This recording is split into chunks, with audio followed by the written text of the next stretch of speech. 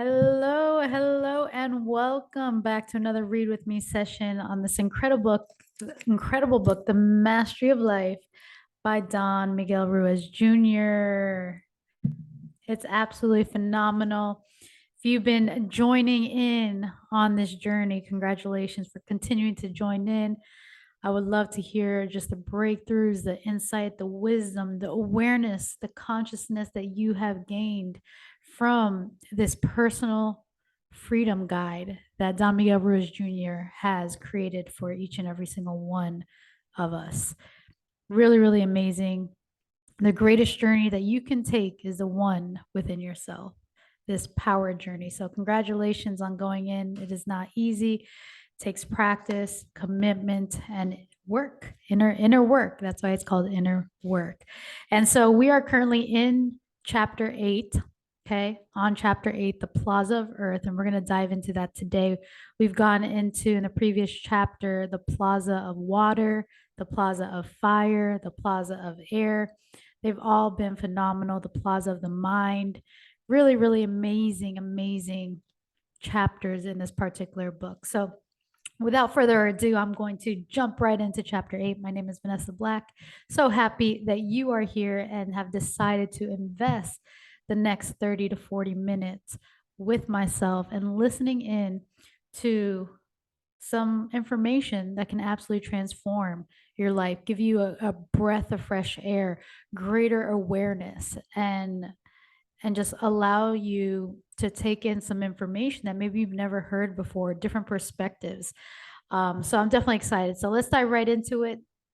Again, every single month, we're reading one personal freedom book of the month and one financial freedom book of the month. And this personal freedom book is the featured book of August 2022. All right. Isabel is currently reading, she just got done reading a Zig Ziglar book, A View from the Top. She completed that. And we're diving into another one. I believe it's a Patrick Bet David book, staying 5 steps ahead. So you can definitely check those books on financial freedom in the playlist as well. All right, let's do it. The Plaza of Earth. A priest walked into a pub, indignant to find so many of his parishioners there. He rounded them up and shepherded them into the church. Then he solemnly said, quote, "All those who want to go to heaven, step over here to the left." Everyone stepped over except one man who stubbornly stood his ground. The priest looked at him fiercely and said, "Don't you want to go to heaven?" "No," said the man. "Do you mean to stay in there and tell me you don't want to go to heaven when you die?" The man looked puzzled. "Of course I want to go to heaven when I die. I just thought you were going right now." This humorous little story from Anthony DeMello provides an appropriate introduction to the next stop on your journey, the Plaza of Earth. From time immemorial, the earth has been a symbol of our physical bodies. This is only natural because our bodies are in fact a part of the earth. The food we eat, the air we breathe, and the water we drink are all part of the great cycles of the living planet. Moreover, our storytelling minds easily make symbolic connections between the bones and muscles of our bodies and the ground and rocks beneath our feet. In the Toltec tradition, all physical matter is called the tonal. All physical matter. This includes our bodies, the land, and all we can engage with our physical senses. Yet, even though it is beautiful and miraculous, ultimately the tonal is lifeless without the nawal. Bereft of the energetic, moving fire of being. We may recognize this intuitively, yet the vast majority of us still mistake our physical bodies for our true being. We take the tonal to be the nawal. And as a result, we fear that when our bodies die, that is the end of us as well. Mistaking our bodies for who we really are is perhaps the ultimate source of all our fears. Moving beyond this into a deep understanding of what and who you really are is thus one of the last hurdles you face in the mastery of life. I personally encountered this reality many years ago. when I was at my uncle's bedside when he passed away. I was holding his hand when he was declared brain dead due to the swelling in his brain. But even after that, I could still feel his presence. His hand was warm and alive. I felt him, even though they told me that he was gone.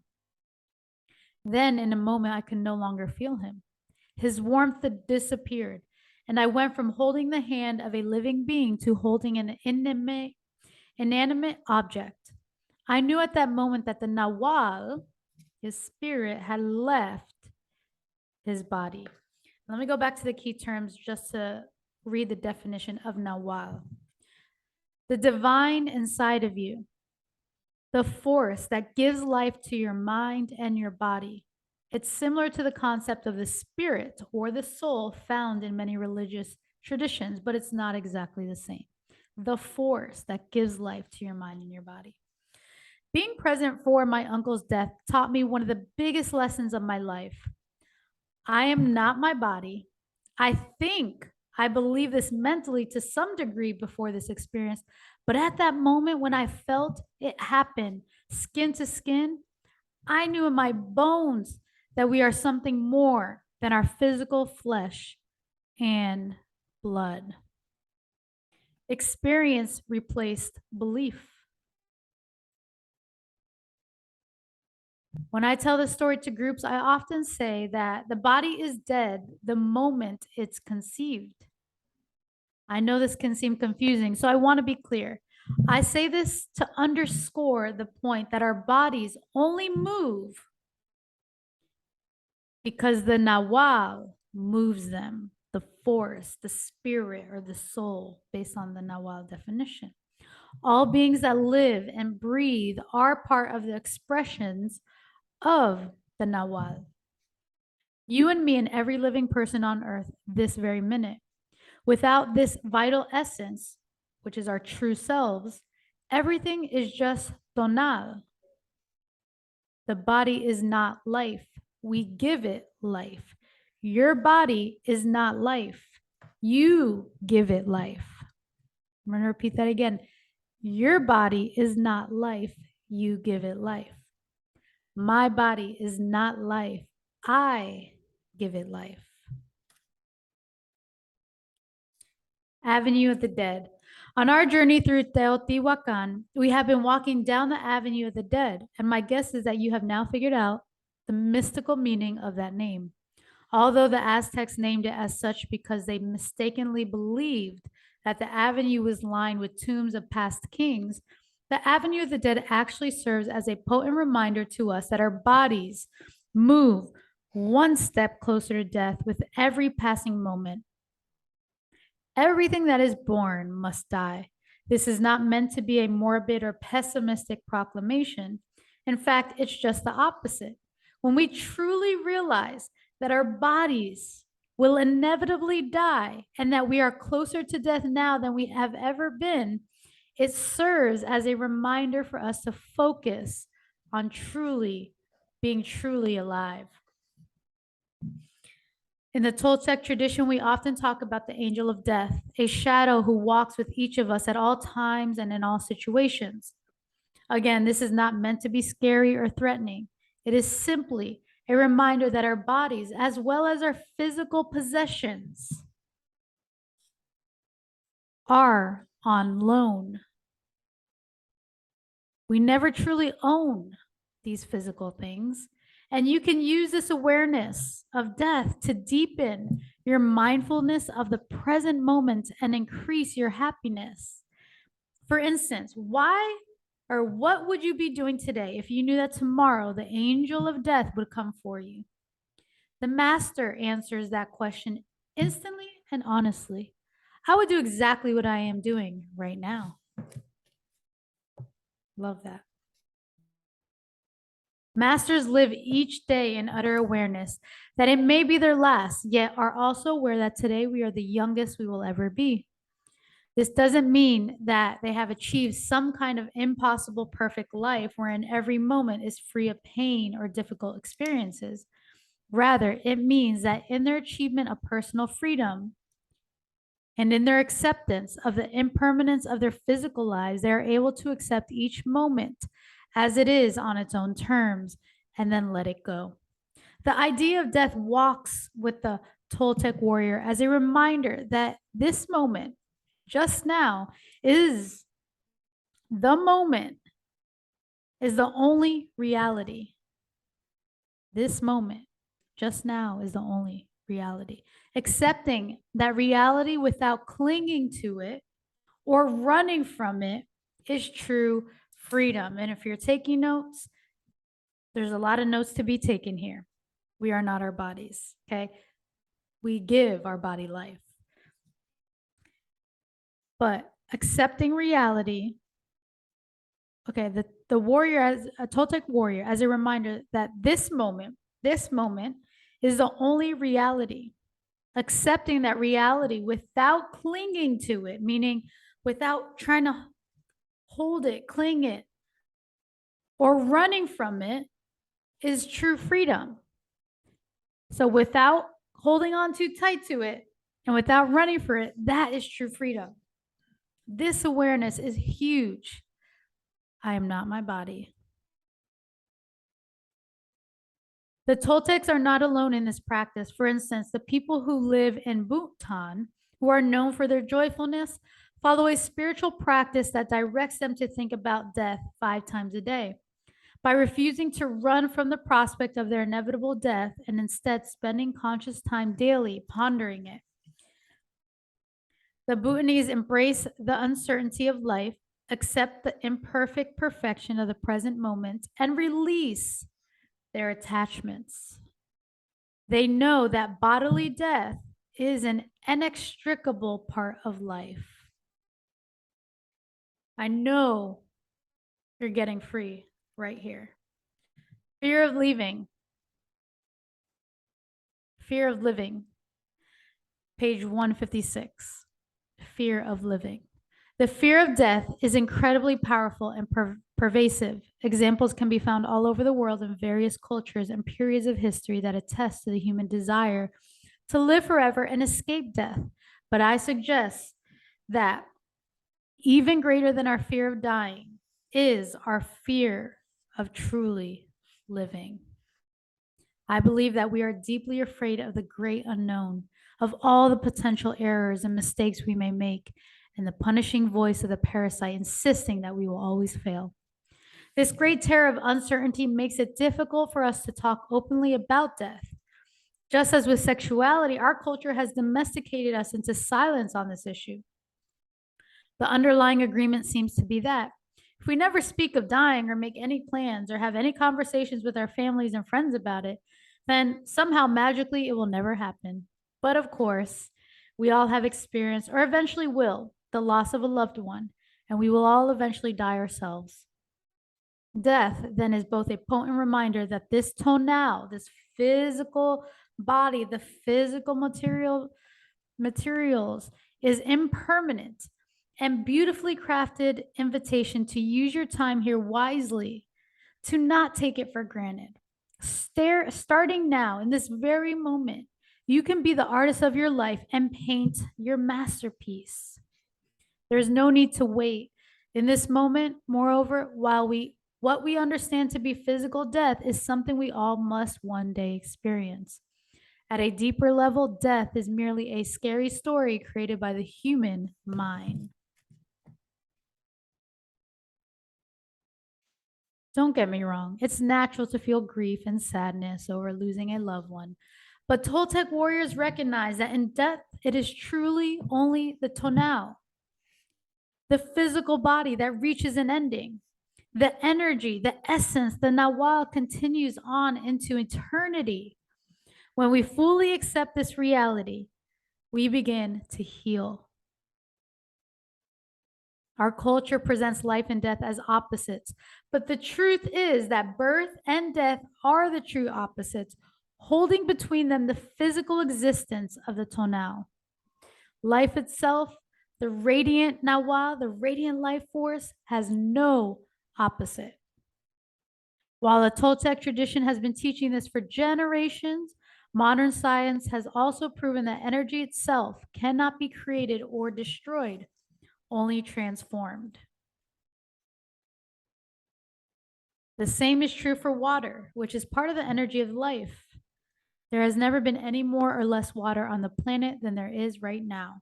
It simply changes from gas to liquid to solid in a never ending cycle. So the energy that animates the body does not die. The energy that animates, like animation, animates this body, never dies. You never die. You and I never die.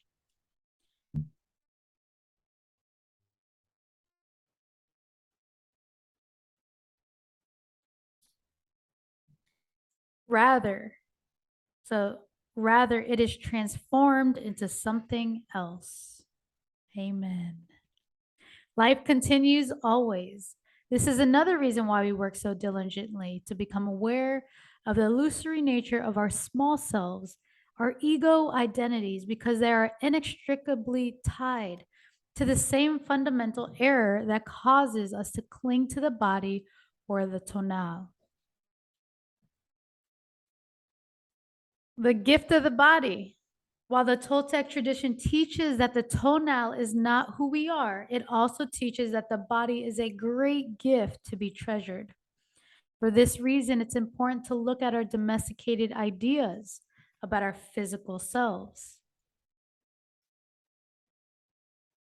We judge our bodies. We reject them or wish they were different in some way, or perhaps we neglect or punish them in the name of progress and perfection. Virtually everyone on the planet suffers from this error in some way. But here at the Plaza of Earth, you can come into a whole new relationship with your body by realizing that it is your gift for this lifetime. It's your vehicle, it's our vehicle. On this part of your journey, you learn to enter into the sacred care and release of your own body. The human body is a miracle. It has its own intelligence that operates well outside of the human mind. Without any input from the conscious thinking mind, our bodies take in life-giving oxygen, pump this oxygen throughout themselves using a vast and complex network. It digests food, heal cuts and bruises and scrapes, and carry out countless other critical functions, all on their own. They employ remarkable processing centers, eyes, ears, tongue, skin, nose to receive light, sound, texture, taste, and scent. Information from these centers help us navigate the world, as well as perceive and simply enjoy the delights of food, dance, art, and music. But each body is different. We all need different combinations of sleep, healthy foods, sunlight, and exercise. We are tempted by different harmful substances. By remaining aware of your physical state, you can open up a direct line of communication with your own body's wisdom. Your body has wisdom. Your existing agreements about the body can really blur the lines of communication within you. But you can turn these agreements into conditions of self-acceptance. You can learn to hold them in curiosity, exploration, and ever-shifting balance instead. Today, the dream of the planet is plagued by an almost relentless sense of busyness. Many now feel as if they can barely get through each day, with its seemingly endless list of tasks and not enough time to do them all. The result is that our levels of stress are consistently high, and that affects us physically as well as emotionally and mentally. But how this busyness manifests, where the balance lies between being joyfully engaged and stressfully overstimulated, is different for each individual. We all have different domestications and beliefs surrounding issues of work, laziness, and worth, and we all have different ways in which we achieve rest and balance. Moreover, we have to make sure that we don't turn our need for balance into yet another condition or agreement. Example, I am terrible at taking care of myself. I'm so lazy and can't seem to get through a single day without a nap. So it becomes important to approach this with real awareness and openness until you find what's best for you. What's best for you doesn't mean what's best for me, what's best for you. We each have to look at that. For instance, you may have a craving for a salty snack and then beat yourself up about always eating the wrong things. And yet, if you go still, take some deep breaths and tune into that craving with acceptance and love, you may find out something important. You may be dehydrated, and your body knows that. When you eat something salty, you are likely to seek out hydration immediately afterward. Or you may be low on sodium, which is essential for proper bodily functioning. Or your body may simply be asking you to slow down and treat it to something you enjoy. All of these are valid scenarios. Only you can pinpoint what is true for you. Only you can pinpoint what is true for you. Only I can pinpoint what is true for myself. And what is true is I am thirsty.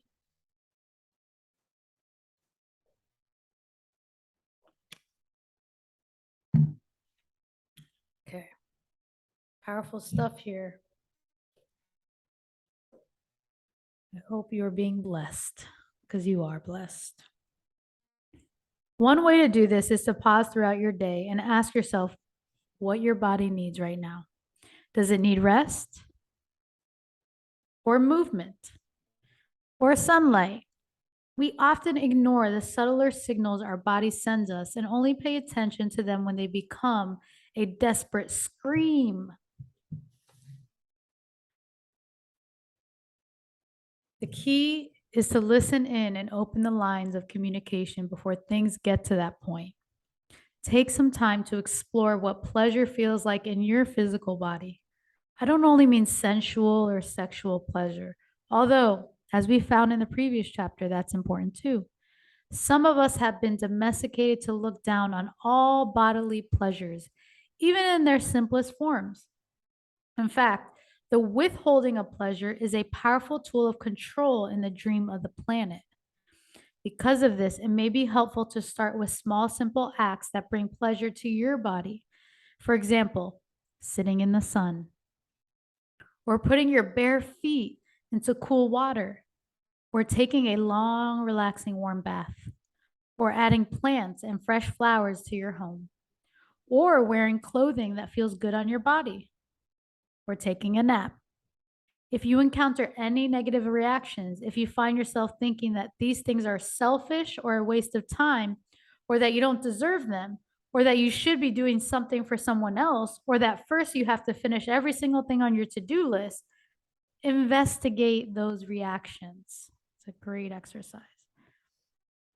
You may find some unexposed domestications around the idea of pleasure and self-care. When you feel exhausted by life, it can indicate that you've been tricked by your inner parasite. Whenever you push yourself to do more or achieve more in an effort to be more, it means you believe that you aren't enough as you are.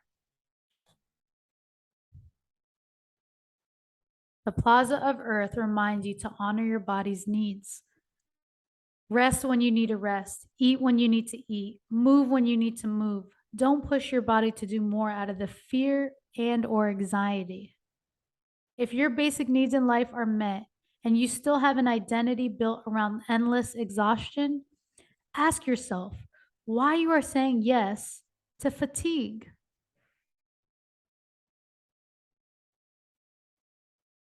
What's in it for the little you? Bodies of Light, page 162. The Toltec tradition teaches that the magnificent human body, this great gift, is made of light and stars. My father, Don Miguel Ruiz, in his book, The Four Agreements, recounts the story of the ancient shaman who looks up at the night sky and realizes, I am made of light and I am made of stars. As it turns out, modern science now agrees. Recently, astrophysics have explained how the elements of the periodic table that make up the building blocks of our physical bodies originated in stars that went supernova millions of years ago. So our bodies really are made of stars. As for light, while most people know that nothing on this planet would exist without the light of the sun, scientists have also discovered that the human body actually emits light at a level that can't be seen with the naked eye. So the truth is that our miraculous bodies are part of the starry cosmos just as much as they are of the planet. Hence, the dream of the planet has become the dream of the universe. Our physical connection to the stars is yet another reason why we say in the Toltec tradition that there need not be any separation between heaven and earth. There's no separation. You can create heaven on earth right now by realizing that you are the life force, you are the Nawal, you are the spirit, you are the soul, and using the gift of your body to help create your masterpiece. Mirror of truth. An old story tells how, long ago, truth existed high above us in the heavens in the form of a single mirror. One day, this mirror broke and fell to earth in shards. Some people picked up a single shard and proclaimed it was the truth. Others gathered as many shards as they could and tried to piece them together into a different truth.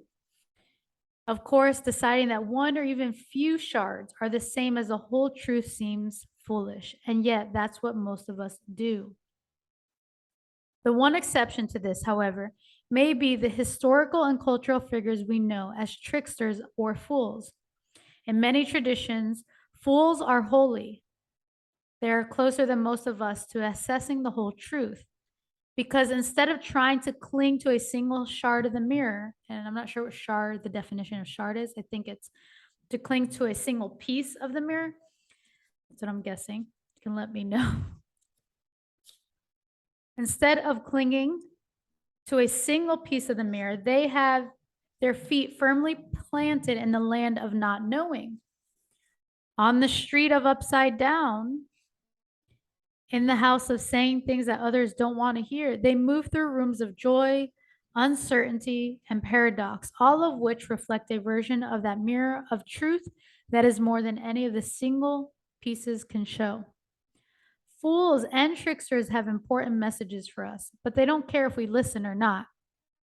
They know that they are just as likely to be wrong as we are.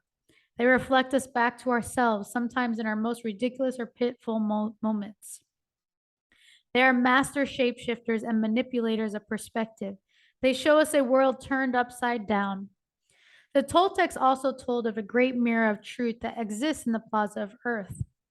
Imagine for a moment that you are in the plaza of earth in the middle of the night after several days of rain. The skies have cleared, but the plaza itself has been flooded and is now a vast, still, soft puddle. The stars hang above in an inky black sky. This is a place where you remember your physical body and honor it as a gift.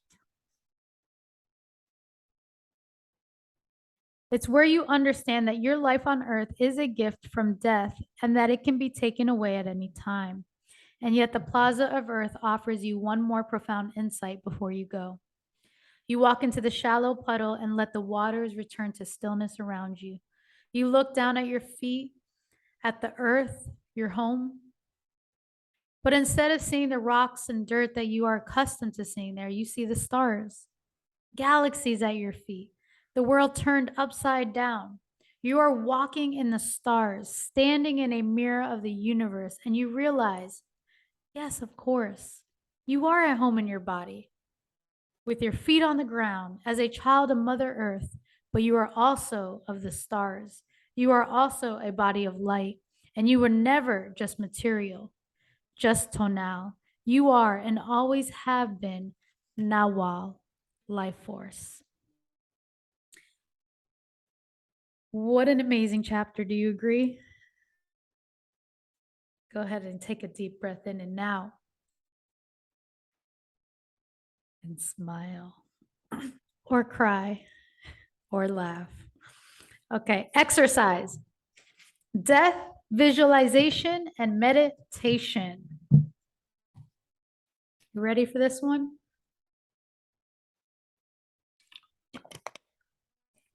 As you begin this exercise, I want to be clear that it is not intended to make you dwell on depressing or dark themes. Its goal is to cultivate your unconditional love for the present moment and for the gift of your body. Everyone say, my body is my gift. My body is a gift. My body is a gift. My body is the greatest gift. The truth is that the more you confront your fears about death, the freer you become. In this exercise, you will visualize your own funeral. I suggest images of your cultural's final rite symbols, perhaps flowers or a church setting. In my own case, I see the marigold flower as that has come to be a symbol of what constitutes a funeral and the Day of the Dead celebrations in our culture. If you want to use different images to make your visualization more unique and authentic to you, please do not hesitate to do so. To begin, find a place where you can sit comfortably and be uninterrupted for approximately 20 minutes. Settle into a sitting position that is comfortable, but not so relaxed that you risk falling asleep. Some like to lie down for this meditation so they can visualize their own death in a more physical way. If you choose to do this, however, try to do your meditation earlier in the day so you will be less inclined to doze off. Allow yourself to become as relaxed as possible. Take several slow, deep breaths and imagine a wave of warm, golden light moving slowly from the top of your head down to your feet and toes, relaxing each part of your body as it moves through you. If you notice any anxieties in your mind or tensions in your body, spend some time acknowledging them and letting them go. Allow them to move through and beyond you like clouds passing over a mountain. Now picture in your mind's eye your own funeral or memorial service, outside at a local park or wilderness area, at a place of worship, or in your home. Imagine a place that feels right to you. It can help to choose a real place, one that you have been to before and can picture easily. Imagine that you are floating slightly above this place as you are now, an aware presence without any physical form. Begin to notice people arriving, loved ones, friends, and family. They're all gathering around at a table that has been set up as a memorial space. This table holds photos of you throughout your life, bouquets of beautiful flowers, and a casket containing your body, your tonal. The casket is open. Imagine seeing your body lying in the casket after your life force, the Nawal, has left it. When you look at the others present, you can see that they are made of a radiant light. When you look around, you notice that this light is reflected in every living thing around you, the bark of the trees, the blades of grass, everything. You can now see that all living things are part of this intense, incredible light, but that the people in attendance do not know this. You realize that you are also a being of pure light and that you have always been so. You feel a wave of enormous love and gratitude well up within you. As your friends and loved ones comfort each other, spend time with each of them and bless them. Let the love and gratitude you feel for your life on earth spill out and over everyone, up and out into the sky and among the trees. Your death is only the end for your physical body of light, your death is only the end for your physical body, which will return to the earth. This shining body of light that remains behind lives forever. As you realize this, allow the light to grow stronger and brighter, moving out and merging with the light emanating from every other living thing. Say these words louder in your mind and feel the truth of them. Quote, I was never born. I can never die. I am not my physical body. I am the Nawal. Or if you prefer, I am the spirit. I am the soul. I am the light. Let's repeat it again. I was never born. I can never die. And I am not my physical body. I am the Nawal. You were never born. You can never die. You are not your physical body. You are the Nawal.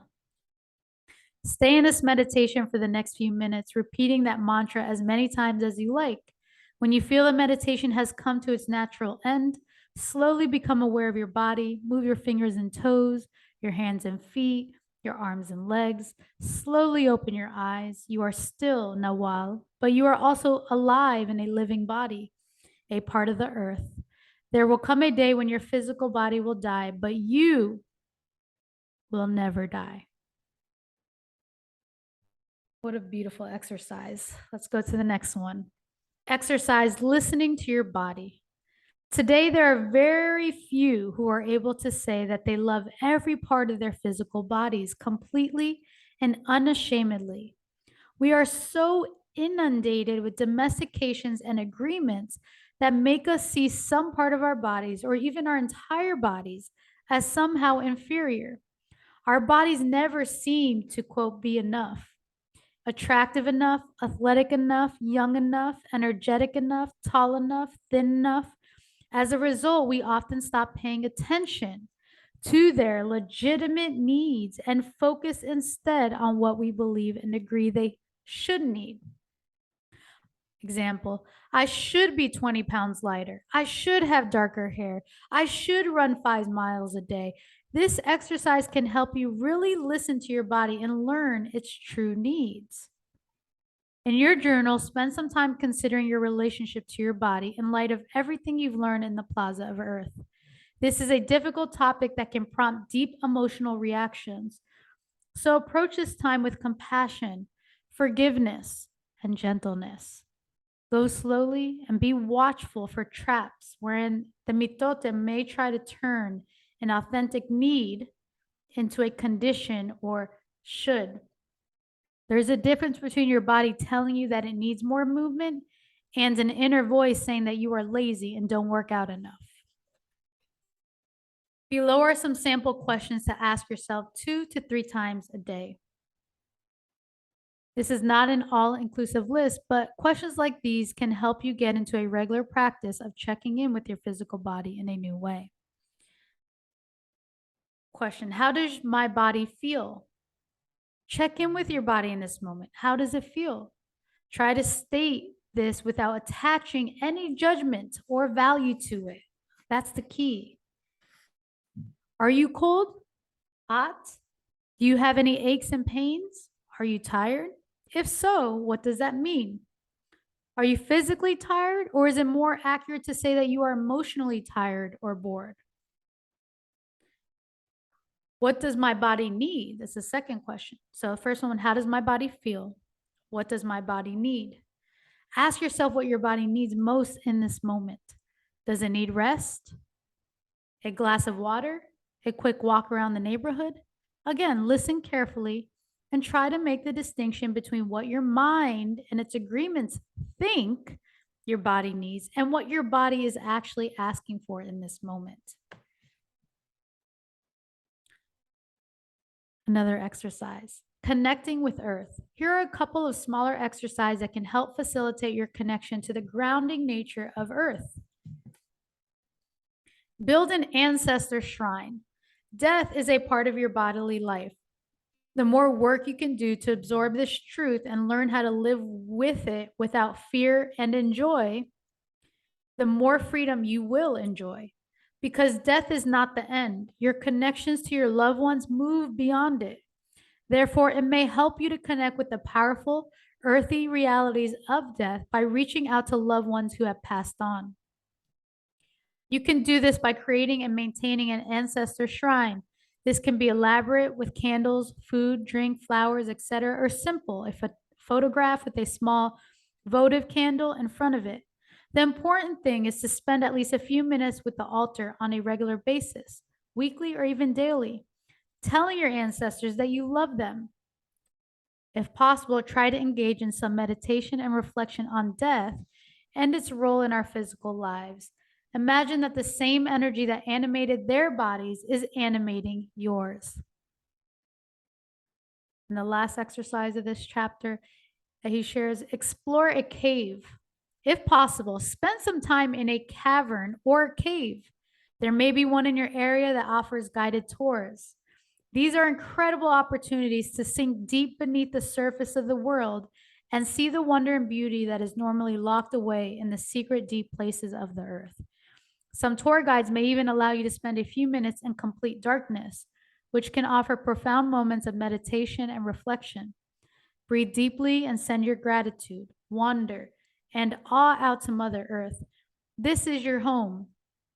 This ground beneath you, this body, you may run, drive, stomp, and cartwheel over the moss and grass and pavement all day long and never think about how much the earth supports you every second of your life. Take this moment to say, thank you. Wow, can we get a amazing, amazing chapter? The pyramid. Was it, wait, are we on the Plaza of Earth? What a beautiful chapter, the Plaza of Earth. So many incredible reminders, such wisdom, such perspectives and truth that has been shared in that chapter of we are not our bodies. Our bodies are a gift. You never die. I never die. Okay? You are what actually brings life to your body. It actually, you are what moves your body. You move your body, not the other way around. Such incredible chapter. Let me know if you got something great out of this. Would love to hear your feedback. Go ahead and share this one if you felt it valuable. But most importantly, those exercises are powerful to just take the time out, whether it was one of the exercises that spoke out to you, and just implement it. Try it out. He gave some great exercises that are super freeing, and you can explore a cave, look into your body, ask those questions. How does my body feel? What does my body need? Without judgment, but just becoming aware. Listening to your body, so important. Listening to your body. And the exercise of death visualization and meditation. What a great exercise. Amazing, amazing, amazing chapter. What was that? The body is not life. We give it life. And I'll end it with that. The body is not life. We give it life. I'm so happy and grateful that you've invested that quick, I think 40 minutes it was. You have this audio forever to re-listen to it whenever you need to. If you want to re-listen to it again right now, take notes on it. You can pause, you can start it and stop it. Do whatever you like. But I hope you got some incredible value out of that. I know I did, some incredible reminders as well. And just, I celebrate you for continuing on this journey into the mastery of life. All right. Appreciate you. Love you. You're perfect. You're amazing. And we'll see you in the next Read With Me session here shortly on chapter 9 when we dive into the period of the moon. And after the pyramid of the moon, then we're diving into the pyramid of the sun. And then after the pyramid of the sun, we are diving into the journey's end. The greatest journey you can take is what? Is the one within yourself. Thank you so much, Don Miguel Ruiz Jr. We love you. We appreciate you. And thank you to you for being you. All right. Have an amazing rest of your day, and we'll see you soon.